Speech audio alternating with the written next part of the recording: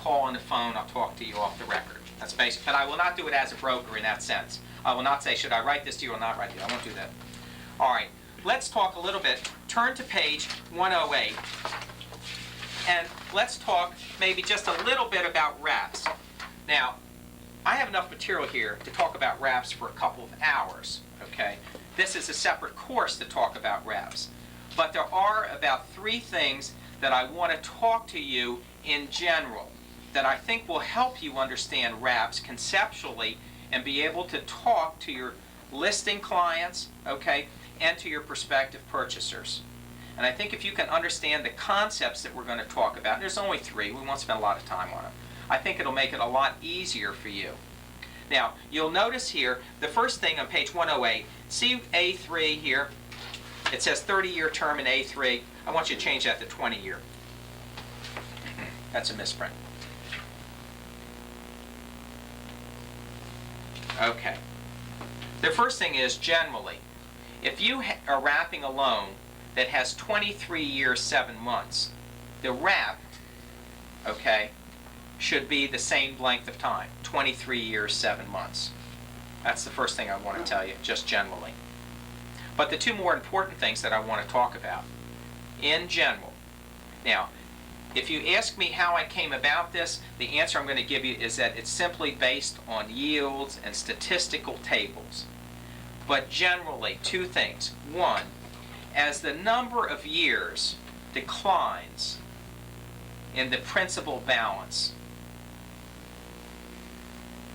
trying to offer somebody a good deal by giving them a lower interest rate, the ability to do that declines with it.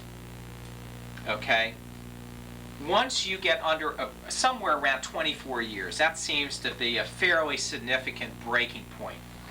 Once you start to get under about 24 years in the remaining life of the note, okay, the deal that you can offer a prospective purchaser kind of declines rapidly.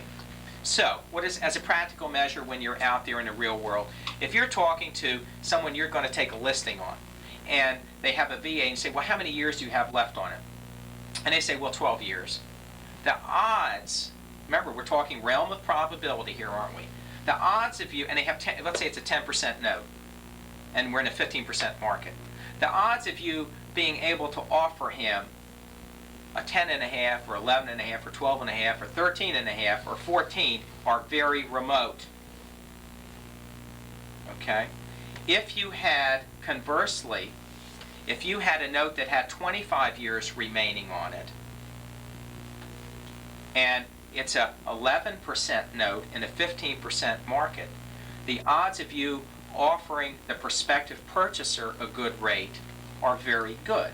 You might be able to offer him 11.75% in a 15% market. That's the first trade-off, years.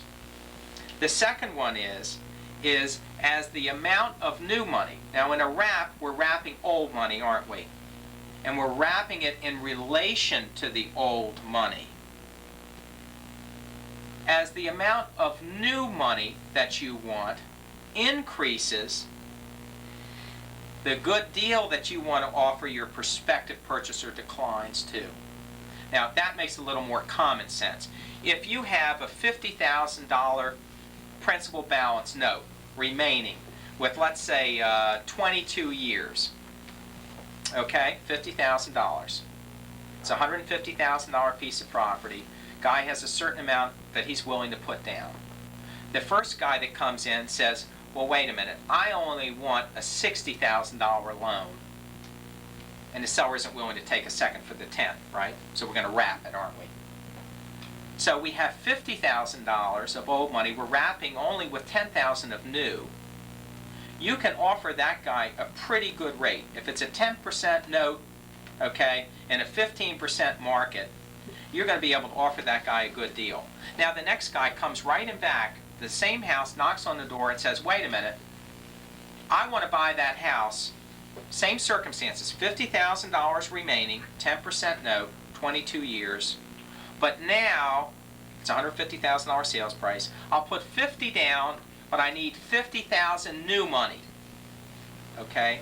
the odds, not the odds, the sure probability of you being able to offer him a very attractive interest rate is diminished considerably because the amount of new money has increased.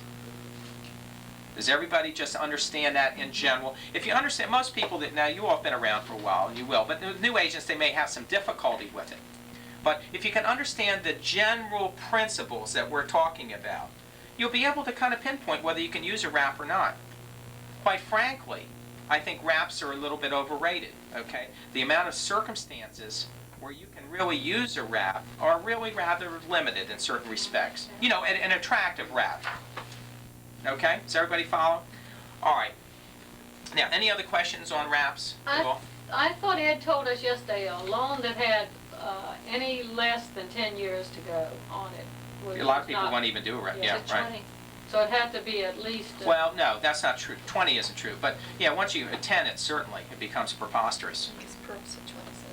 Yeah, well, once you start to get under 24, like we said, it might reach a point when you start to get down to 18, 19, you know, where the chance that you can offer them a good rate diminishes significantly. Go ahead. I have two questions right in a row, and you can answer them either way you want. Okay. One is, why is the year plus a month significant? And to figure out the number of months, do you figure, like, say you bought the house in February, or you closed in February, do you It's figure when it from closes. March? Oh, okay, that's one. Okay, next one. Okay. The other Or is one that is, why incorporated? are the months important? Like if you have, Because of the way the yields are figured. but you figure the months in, or do you don't Yeah. round it off to the year up? No, or year that's down? why you have to figure it pretty close. That's why it's hard to quote somebody an exact rate. That's where the problem comes. I may tell you it's going to be 12 and 7/8, but if he puts off settlement into a next month, maybe because of the way things are divided, so you divide things and it has to come out at a certain number, and then all of a sudden you can drop off on it. I have a question. The example you just gave, 50,000 first trust at 10%. Right. Somebody comes in and they want to take 50,000 New money. in a wrap. Okay. New money, right? New money, Yeah. right. Ed had used the figure most lenders will want a 16% yield. So just Really want using- more than that. They want, yeah, but don't worry. It's how yields are backtracked are very complicated. They have tables for this, okay? When you start asking that kind of question, okay, you're not supposed to see these things. These are for us. But all of a sudden, we start whipping out yield tables and working backwards in formulas. It's not as easy. It's not a complicated answer to what you're saying. I got yield table. Look at this Okay. stuff. I John, just do you figured make all kinds of 26% Yeah. divided by 2. You do make Well, I mean, you know, I'm not doing seconds, for example. but you're doing wraps. Yeah. Okay. Now, let me ask you something. You will notice, by the way, there's one other thing I want to cover. At the bottom of the page are assumption policies. Now, you might write at the top of the page assumption policies. For some crazy reason that I can't explain, this is the last part of the course for a test. For some reason, no, it just at the we're on page 108. At the bottom of it, we're going to start talking about assumption policies. There's just no heading at the top of the page, that's all. There's no reference to it in the index at the front of the book. I just briefly want to talk about assumption policies. The comment I want to make, okay, certainly for the tape that I'm making, is assumption policies change all the time, okay? Just in the last couple weeks, from when I was teaching 3 weeks ago, we have had a major change with Fannie Mae, with the resale program. I tell all of you, it's your responsibility to make sure that you keep your assumption policies up to date. They change all the time. It's getting crazy now, okay? It really is out there. That being said, as of December, you'll see in the bottom, as of December 1980, really as of March 10th, this was checked out with our people. But let's talk about loans. You'll see on the bottom, as far as assumption policies, it says loans held by, you can circle the by, okay? As you know, there's a difference between Freddie Mac holding it and an investor holding it, isn't there? Right. We all know that. If it's held by Freddie Mac, it says no escalation of interest, credit package on new purchaser required. Can you anticipate some changes in that? Sure you can. Why? Because people are tired of giving stuff away, aren't they? Right. All right. If the loan is sold to an investor, you can see the rate will almost certainly be escalated, credit package required. All right. Fannie Mae in B here. You can put a big X, maybe not all the way through it, but make sure you put an X through it because this stuff has changed. There have been 2 changes here. Rather than give you the interim change, okay, which I usually do with my people here. Rather than give you the interim change, let me just tell you that these policies here in number 1 and 2 are no longer in effect. Let me read you a note that we got, for example, which is no news to you all.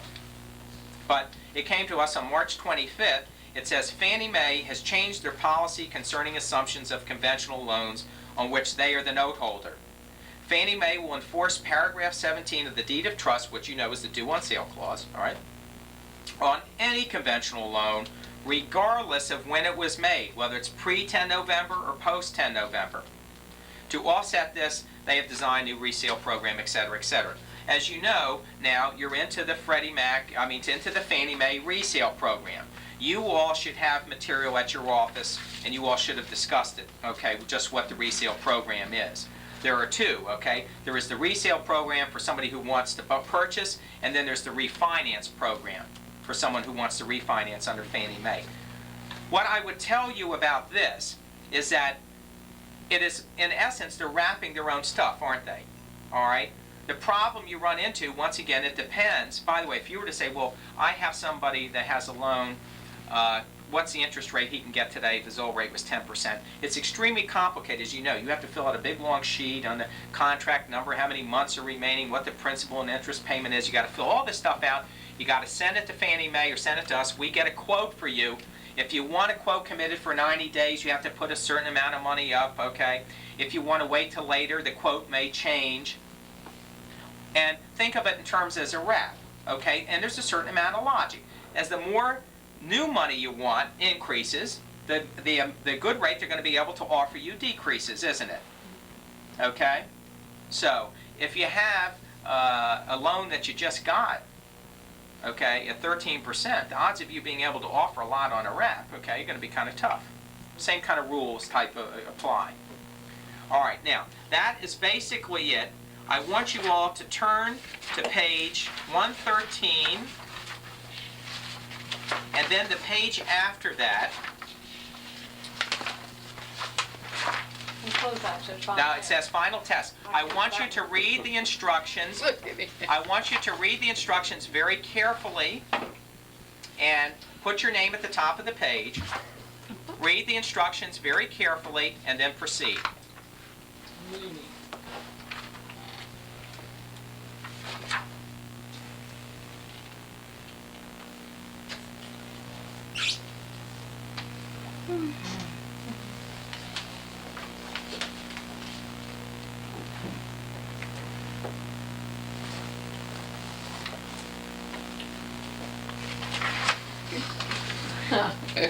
Don't look at Bob.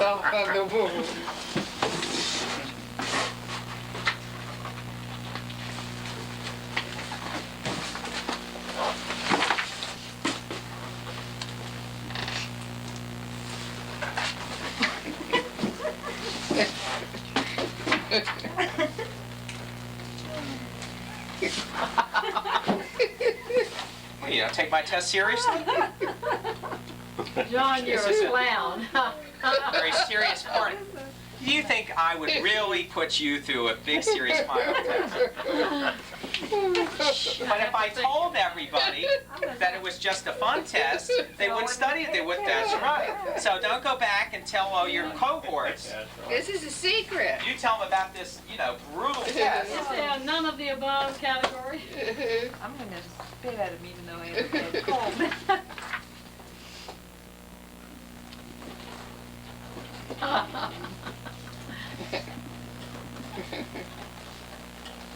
Oh, no.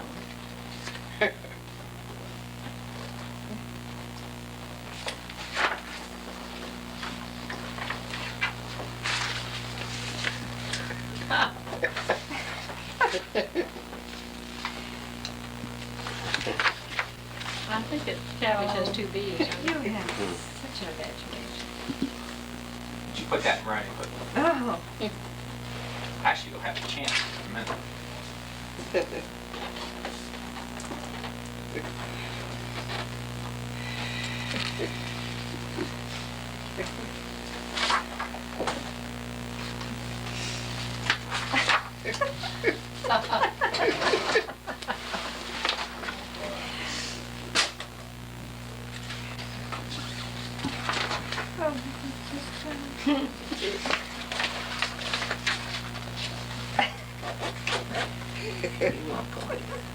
But there's one thing I don't, that swamp cabbage thing.